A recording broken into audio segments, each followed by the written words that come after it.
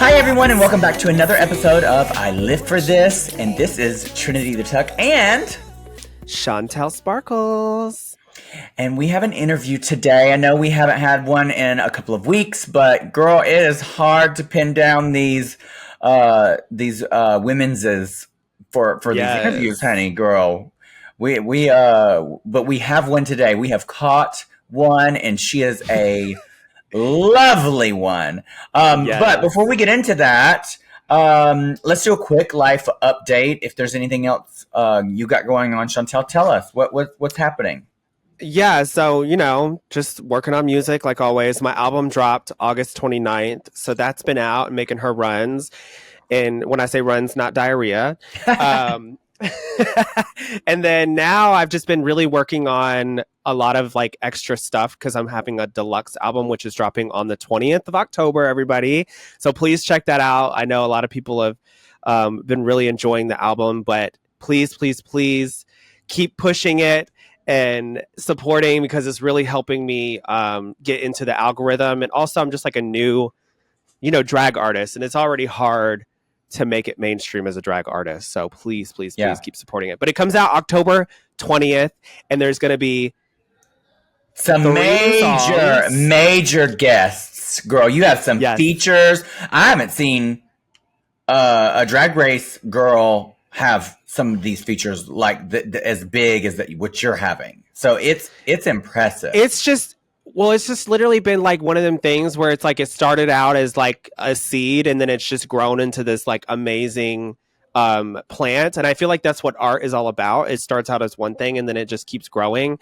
And also I think it's really just coming down to surrounding yourself with like people that are just loving and supportive and really see and want to see your dreams happen, and that's really what the whole album is all about, is just really chasing something that you believe in, And you're going to have some new amazing artwork to go with this, like visualizers and things. Yeah, so since this is dropping on the 20th of October, we're going to be doing 3 extra Halloween songs, which is going to be sickening, bitch. I can't wait for y'all to hear these. It's cunt. Yes. And then the album will also be very Halloween inspired.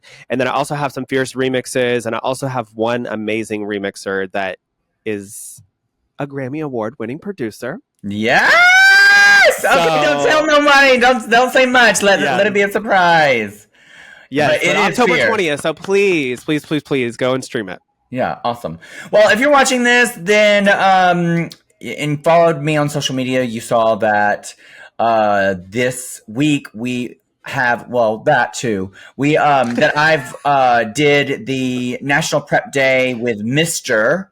At the Abbey in WeHo, and I had the pleasure of working with Dua Lipa. Like literally on stage, that's incredible. With her, backup dancing, doing a number as Dua Lipa. I mean, it was gag. The whole night was stacked full. Girl, there was Cardi B there. They had Yeah, Kim Petras, literally for the red carpet. Oh my God, Kim Petras, my queen. Kim Petras. So, girl, I was lined up to walk on the red carpet, and they said, "Oh, you're going to hold here. We have somebody that's going to go in front of you." Girl, Kim Petras walks right in front of me, and she's like, "Oh, hi." And girl, she's so sweet. Stunning. And then she went right before me on the red carpet. Stunning, stunning. You know me. That's my favorite pop artist of all time. So that's crazy. Bitch, your costume looked fierce too. Trinity made this costume that had to look like Dua Lipa, and it was fierce. Your ass made it all one day, like always. Yeah, girl.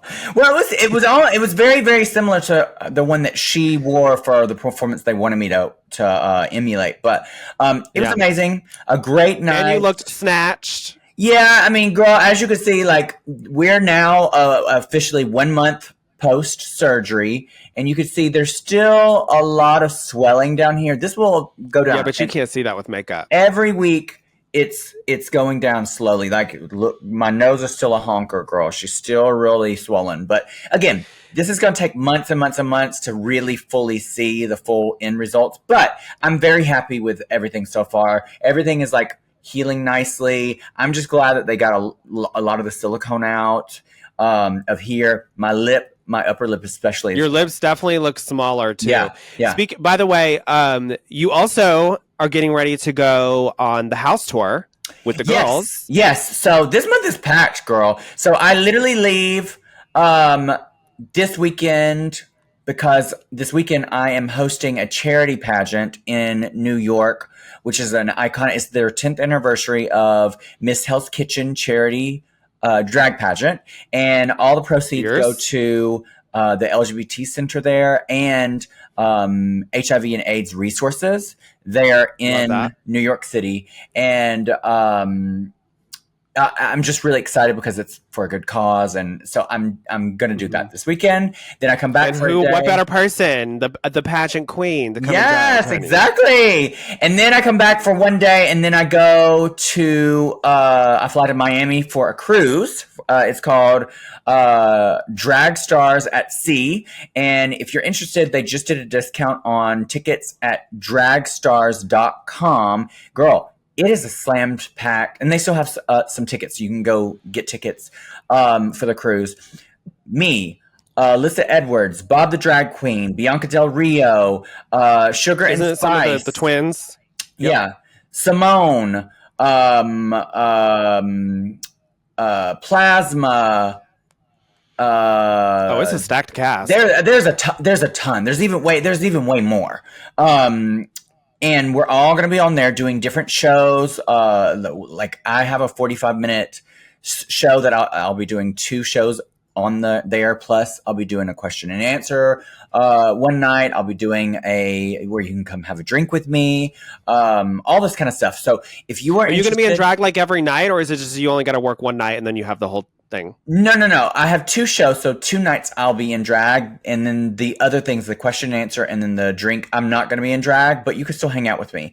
That's fierce. And then again, that's dragstars.com. Go get your tickets if you want last minute cruise stuff. It's going to be very queer, and it's out of Miami. And then right after that, you're going on tour with the girls. Well, after that, no, girl. After that, I fly to... What the hell? You just had your face ripped off, and now you're like touring the country like Carmen Sandiego. Girl, after that, I fly to Australia because I'm doing this event with Tubi. I believe it's to do with the movie that I filmed with them. And I was gonna say too. I hope it's movie work girl, or something. I hope we get a part 2. So, girl, I'm doing whatever I can. So I'm gonna it be was there so for good. I'm gonna be there for a whole week, and then from there I fly to the UK because I'm doing house tour. We have that new song coming out, and you have a special guest. Yeah. Talk about the girls first. Talk about the girls first. And so we have a new song coming out called House with the girls of House.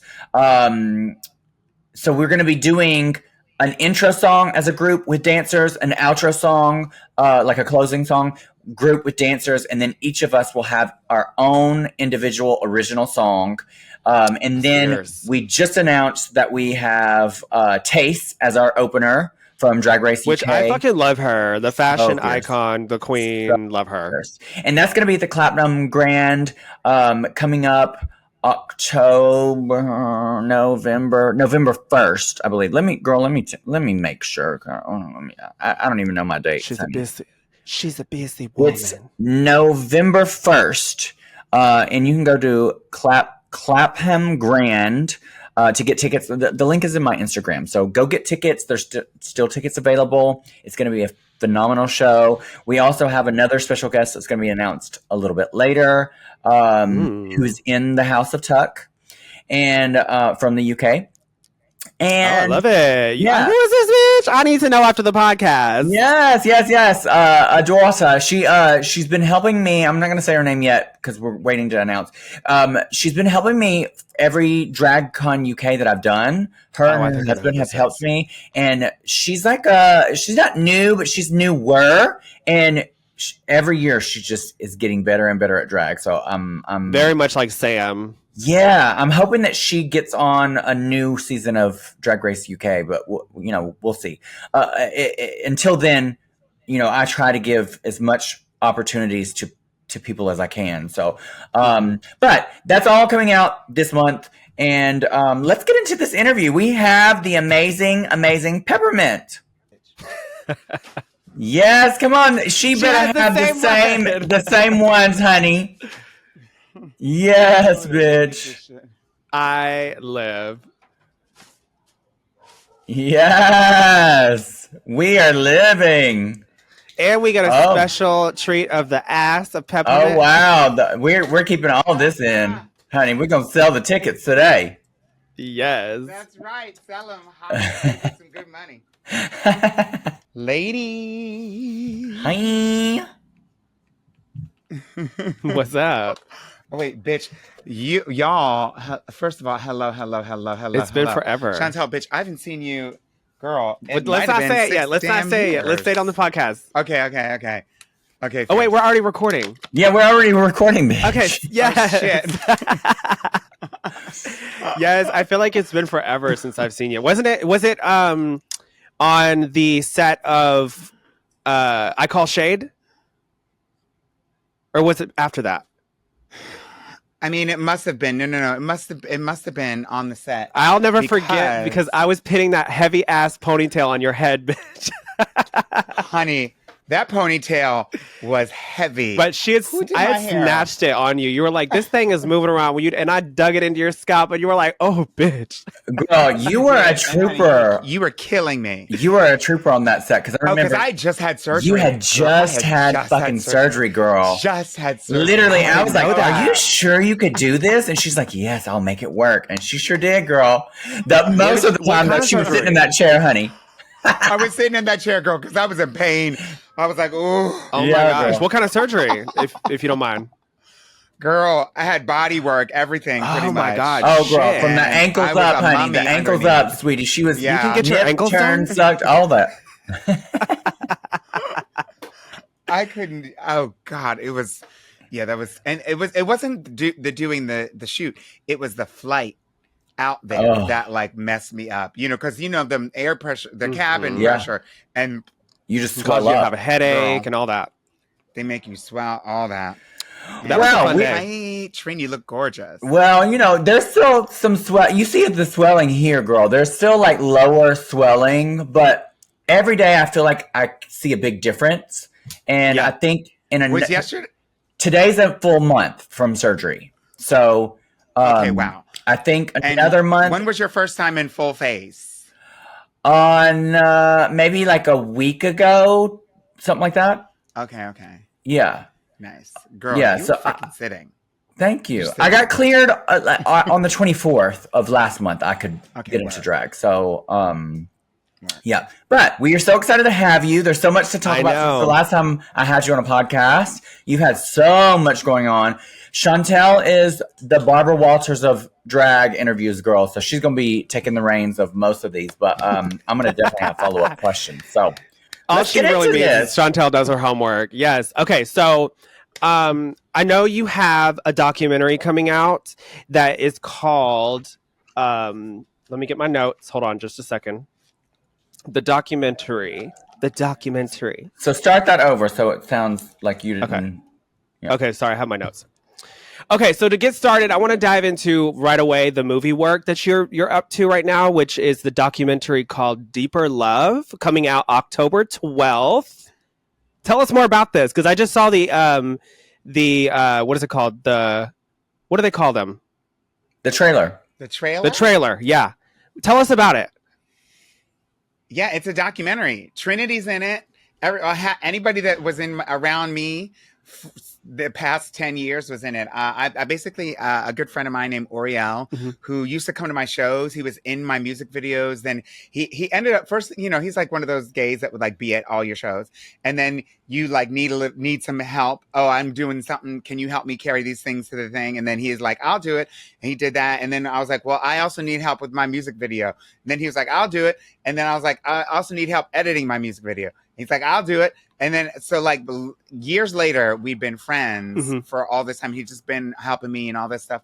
And I asked him to film a couple of drag shows and performances. Yeah. And this was back in like 2016. And then I got Drag Race.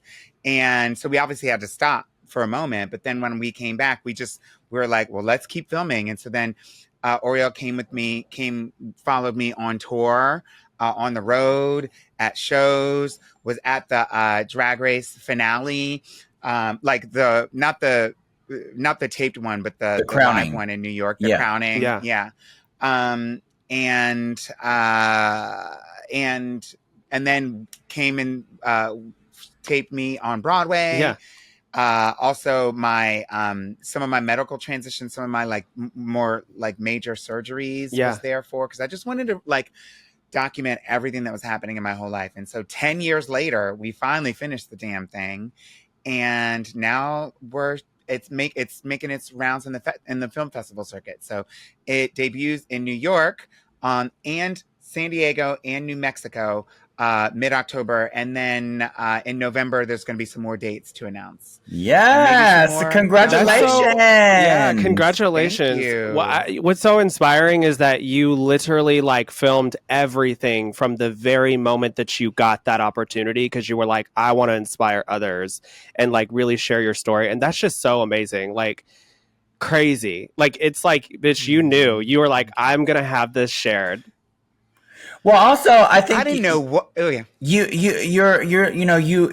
have been so open about your transition and your stories along the way and your advocacy for other people. I'm excited to see what of that you share, because you are a constant voice for people, people of color, trans women of color, the queer community, women, like all kinds of things. I constantly see you being an advocate for. You're really in deep with GLAAD. You're on the board, right?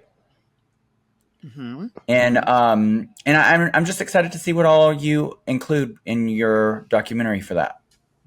There's a lot of stuff that didn't make the film, but I to be fair and square, I am just a viewer. Like I'm in it obviously, but I wasn't filming it, and so Oriel took all the footage and made it. Of course, was able to say like, don't put, there's certain things we can't show. Yeah. But it's funny that you say that, because over the past 10 years, not only have I changed and our community has changed, but like the world has changed so much in 10 years. Like we had just gone from, when we started filming Drag Race, and around that time that Oriel started filming, which was right before we left to go tape Drag Race, Trump had just becoming president. And so obviously that was a whole shift. And then it kind of shifted back a little bit in between, and now it's back again. And the world has just like changed so much. And so I went from trying to speak out about, LGBT rights or whatever at my drag shows, like in the gay bar, to going to the steps of the Supreme Court. Like 3 times now I've been to the Supreme Court. Yeah. And so we capture a lot of that as well. I feel like, and so yeah, it'll be interesting. I feel like, to top off like what you've been talking about as far as like how the community and everything has grown, I feel like trans people have always been the staples of the drag community and drag industry.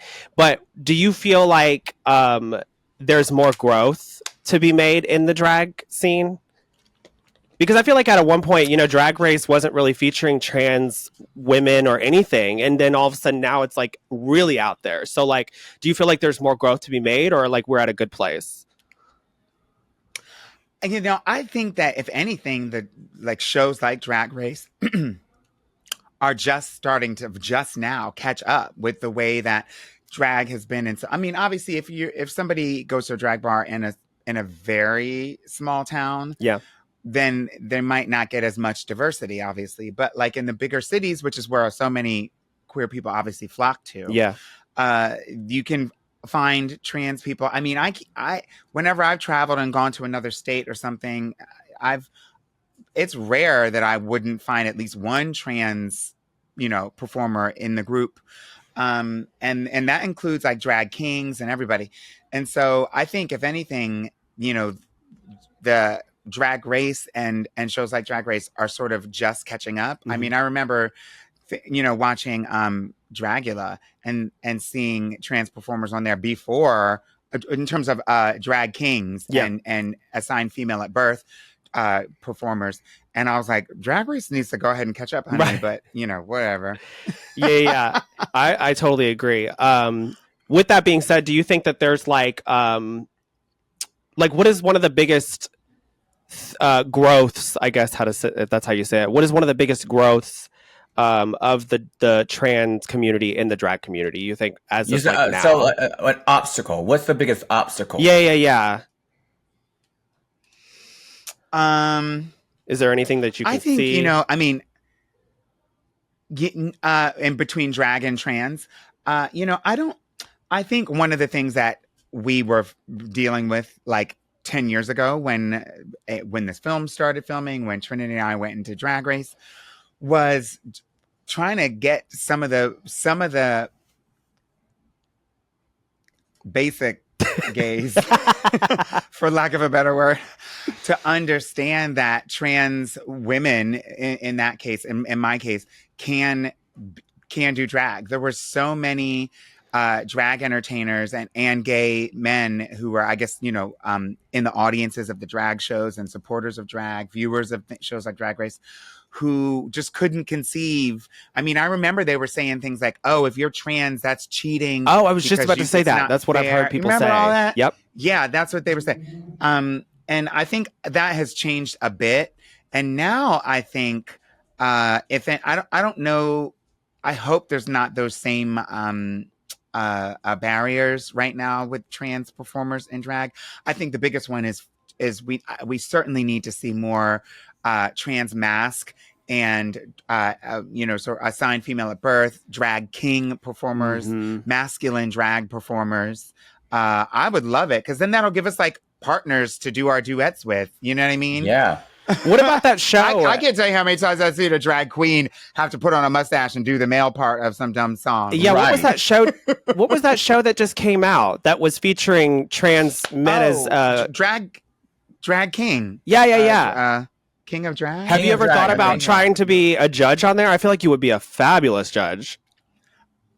Actually, they asked me to go and do it, but I was actually filming, so I'll have to hit up Murray Hill again if they get a season 2. Yeah, then I'll go out and do it, because I would love to. I love Murray Hill, and I love drag kings. I want to ask you amazing. this. I want to ask you. So speaking of like competitions and stuff, obviously you slayed season 9. It's been nearly 10 years since we filmed, and you haven't been on All Stars. Would you, if they asked you, would you do All Stars? Yeah, they did ask me. They a did long time ago. Okay. Yeah, they asked me a few years. Is this the first time you've said that? No. Oh, okay. I was like, no. okay. But I'll give a little more tea. Oh, it's about to get hot in here. Oh. They did ask me, and I was. It's when I was getting ready to debut for the first time on Broadway, which was like a big achievement for me. I moved to New York and went to acting college, and so that was. You were one of the first openly trans women on Broadway, right? The first, right? The first, yeah. Yeah, I was. Yeah, that's incredible. In a musical. Thank you. And so that was a big achievement for me and a big accomplishment. And I was really proud of it. And they called right in the middle of that. It was summer. We were like 2 weeks from opening. And they were like, can you come do All Stars? All Stars? Whichever All Stars was in 2018. 4? Maybe it was 4. Maybe it was my season. I was going to say that might have been your season. No, it wasn't. I don't think it was your season, because they wanted. I know. I got the feeling. Oh, was it All Stars 3? It was All Stars 3, because there was no All Stars in 2017 when we were on Drag Race. Oh, and then it was All Stars 3. That's true. So anyway, so they called me. It was All Stars 3, and they wanted me to do it, and I had to make a choice. But I obviously stayed with the Broadway show head over heels, and then I was really excited to have. To sit and do All Stars Drag Race viewing parties with the cast of Head Over Heels. And I think that it seemed like they wanted some like trans representation on the show. And instead what they got was whoever was on All Stars 3. Well, hopefully they How do we ask take you that? again because we need you on there because season 9 needs another crown. Yes. I know. That's the only reason I want to go. I mean, that's not the only reason, but that is like a very good reason. And I would go back because I want season 9 to Carry that legacy. cement its place and carry that legacy as the most winningest, the most crowned season. Yes. Because, girl, remember when they were dragging us when we first premiered our? They were like, "This Too season is so kumbaya. boring. We hate too kumbaya." Remember they were saying that, Yeah. girl, and look at us now, honey. Yeah. Yeah. So I also was like, I heard, and I don't really know if I'm saying this correctly, so please correct me if I'm wrong. But like, I did not know when in the documentary, in one of the clips, it says that you literally had to like hide your trans identity just to get on the show. And when I saw that, I was gagged. Like, I saw people like talk about it like briefly on the season, but I didn't know like how serious it was. But the way that it is put in your documentary is like pretty deep. Can you talk about that more? I mean, in the trailer, it might come off that way. I mean, the truth is, I hadn't had any conversations with anybody, in terms of casting before I started the process.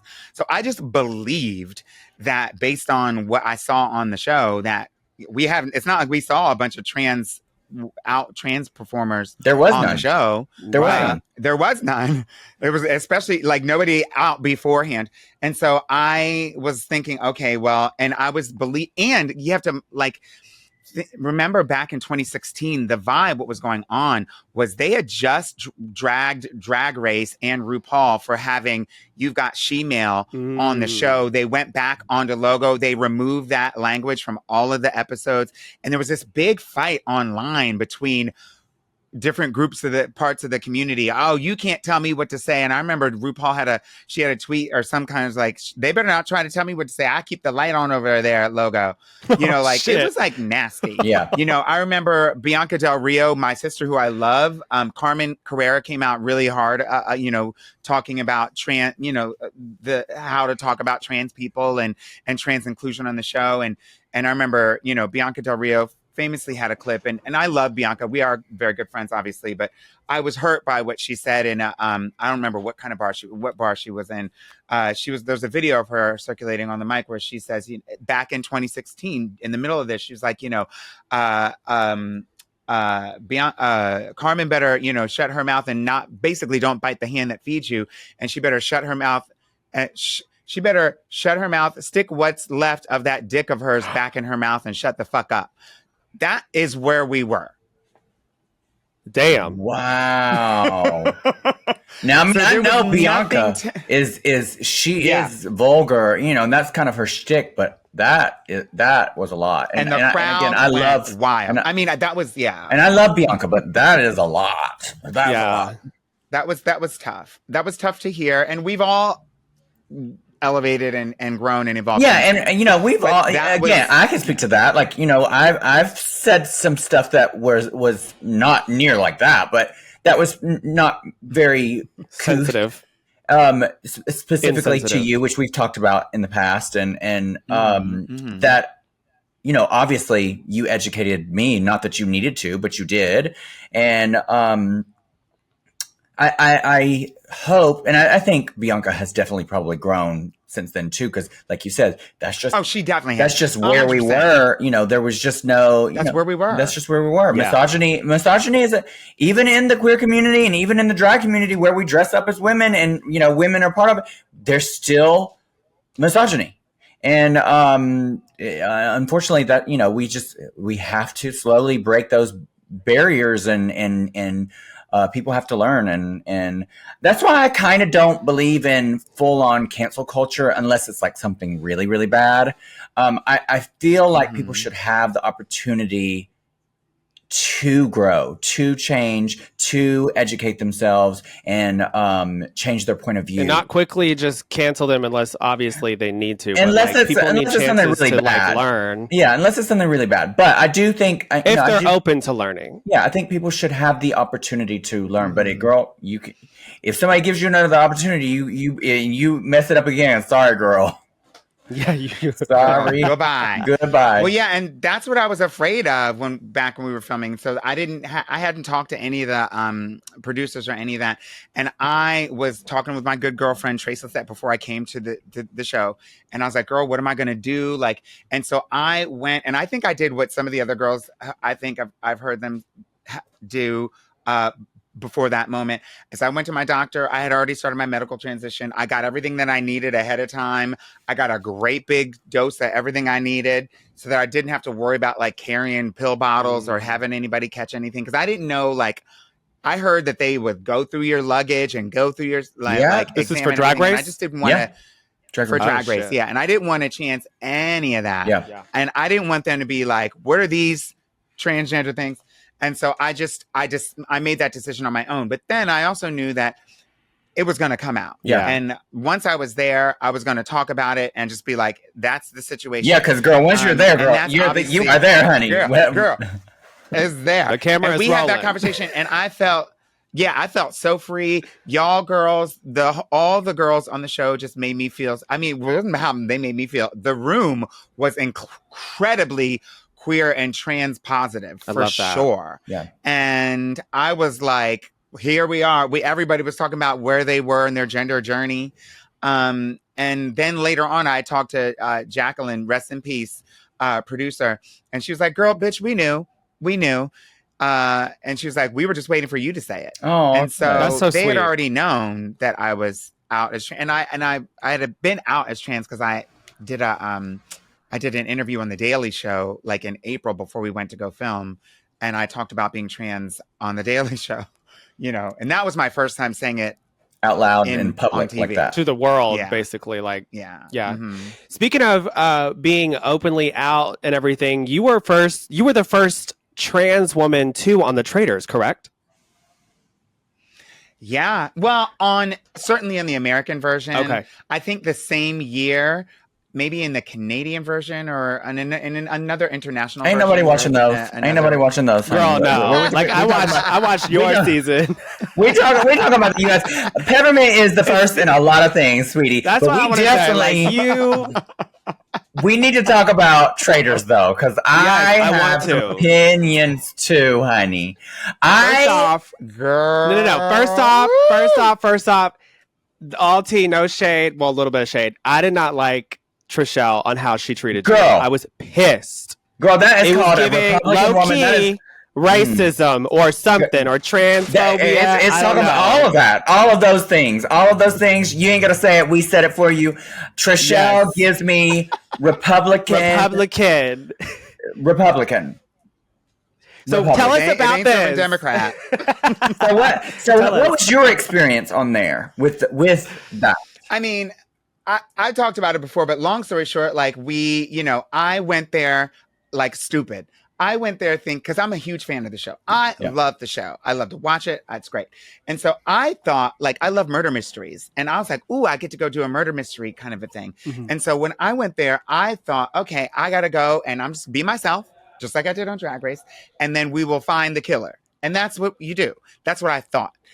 I didn't realize that they basically get a whole bunch of shady people who are all liars. And one of them happens to be the damn killer. Yeah. And so when I was talking the first conversation I had for the most part in the house was with Trishelle. And so we were sitting down and talking about outfits. And I was like, oh my gosh, I'm so excited. I was just like excited to be back on TV and wear some, honey, when I tell you I had outfits made for this, honey, I did it. They could not take. She was like, "This is my runway moment, honey. Fashion." They could not take. Is it fashion? I'm going to redeem myself. Is it fashion? Is it fashion? Exactly. So I was ready to redeem myself. I felt so good. And then she was like, "Oh, me too," basically. And I was like, "Okay, girl, we'll see." And then she was being all shady and, trying to accuse me of being a traitor if she got murdered. And I was kind of like, girl, gag, whatever. And she took that and blew it way out of proportion. And what people didn't see is that when we were, because, you're there a lot longer than it looks like you are. So we were there for like 2 weeks. The first episode legit took like 2 weeks. Gag. What? It's just because of all the stuff we had to do. Because we had to get you like we jumped in the lake. And in order to do that, you have to take these swimming tests, but we weren't supposed to see each other worse. So the swimming tests took for like 4 days because each person had to go to the pool one at a time. And that took like, so like it just took days. Yeah. We had to do all this stuff. They had to do a diversity training, which is my doing, because I was like, I'm not coming there unless you have some like a DE&I specialist talk about like how to talk to trans people. I'm not going to be getting misgendered on TV. Yeah. Yeah, of course. And so like everybody had to have, so all that was happening separately in the hotel rooms, which took days. Anyway, and so during that time, and we also did our press photos and all that stuff during that time. So like in the middle of filming the first episode. So I talked to her, she accused me, I gagged, we took a break for like the weekend. And then we were kind of like in little groups of people that we weren't all together. She was with her group, talking. Didn't know. I didn't know she was doing all that. When I came back in that room, honey, people were like, "What's this story about you beating up Trishelle?" You're and I was kidding. like, "What are you talking about?" No, they didn't say beating up. They said that I pushed her and ran to my room when she accused me of being the murderer and a traitor. And I was like, first of all, it's on tape. Second of all, we don't have bedrooms here. Third of all, I did not push her. And so that was her story. So that was what they all like accepted. And I was guilty from that moment on. There's nothing Wow. I don't else like I could that. have done. I don't like that energy. And- it's giving, let's believe the white girl. So she was the one with the It torch. was. She was the one with the torch. Was there other people that were just as you felt were just as like problematic? No, she really led the charge. I think Janelle, I was a little bit not sure about Janelle, who's from Big Brother. Mm-hmm. She seemed I wasn't quite sure. I had a hard time connecting with her. Mm. But Trishelle really sold it so much that, I mean, they edited all that out about me pushing her because I didn't push that bitch and it's on tape. Yeah. But like, but they edited that out anyway. They should release the tape. I was going to say, they should do what Drag Race does where they're like, oh, they say this and then it shows a flashback of nothing. Well, The they didn't want to exact do that because she opposite. ended up winning, right? Because they didn't want Right. to make their So winner stupid. look. Exactly. Oh, you want something here? I'll tell you. So they obviously edited that out. And then when I was watching the regular show that aired, we had to do this basically superlatives where you like who's the most popular, who's the most this, who's the most that. And so we were in two different groups. And in her group, I was one of the answers. I was one of the answers for everybody. They all voted and who was the most likable. And I was the one that I didn't have nothing to do with it. I wasn't even asked that question on my test. Mm. And so that was the answer. Or who was the most popular or something like that. Likable or popular, whatever. And I watched her with her group and they were like, there was a multiple choice and they tried all the options, tried Jimmy, tried Johnny, tried, and they're like, well, it must be Peppermint. And she's like, no, there's no way it could be Peppermint. And I'm like, bitch, I'm the only answer left. Like she was like, please, as if it would ever be her. Like she was like going hard.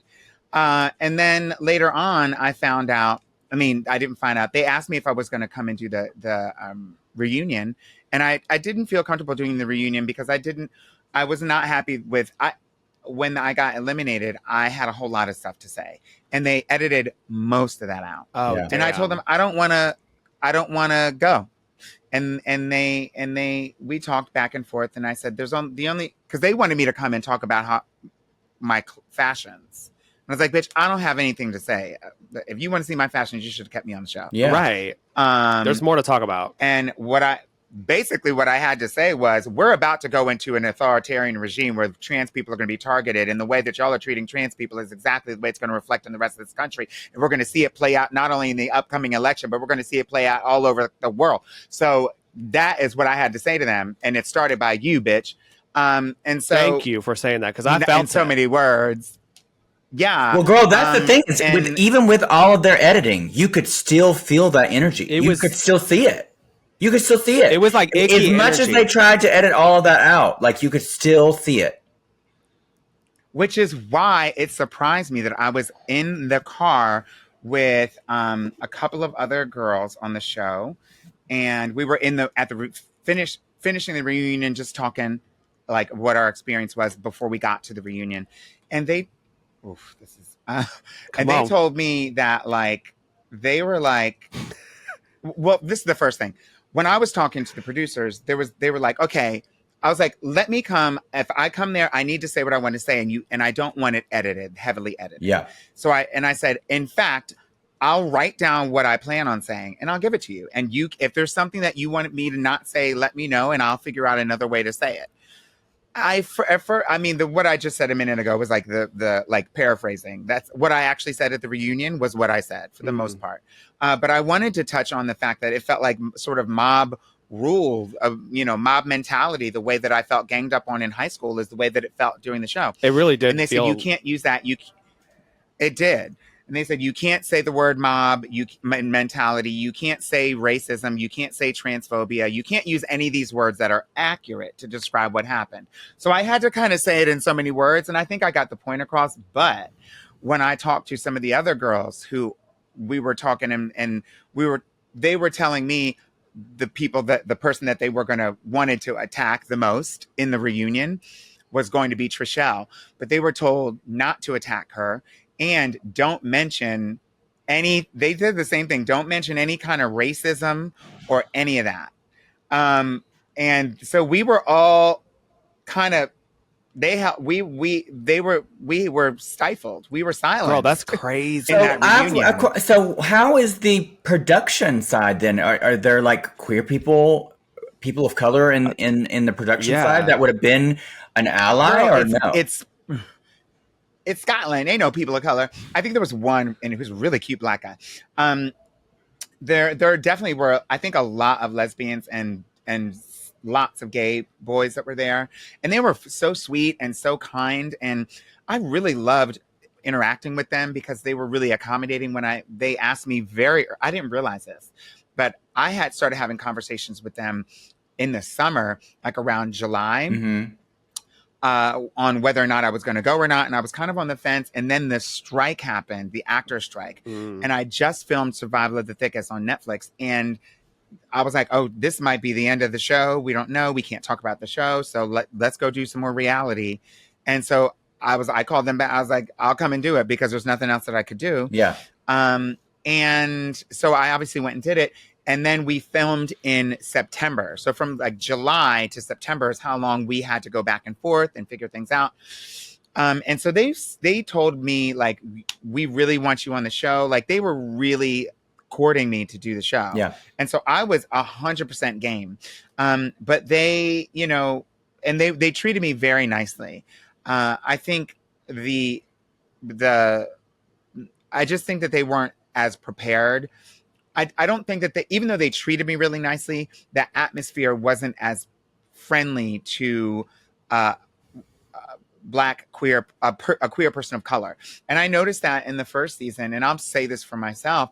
I remember watching season 1. I was on season 2. I remember watching season 1, and there was this person on the show named Andy who made it very far. And I got the vibe that they might be queer and that they might be assigned female at birth and maybe had a trans masculine sort of vibe about them, but they didn't say anything about that on the show. And I was like, that is so strange that they're not talking about themselves on the show. Well, to be honest, it always seems like the trans people or the gay people or whatever never makes it far.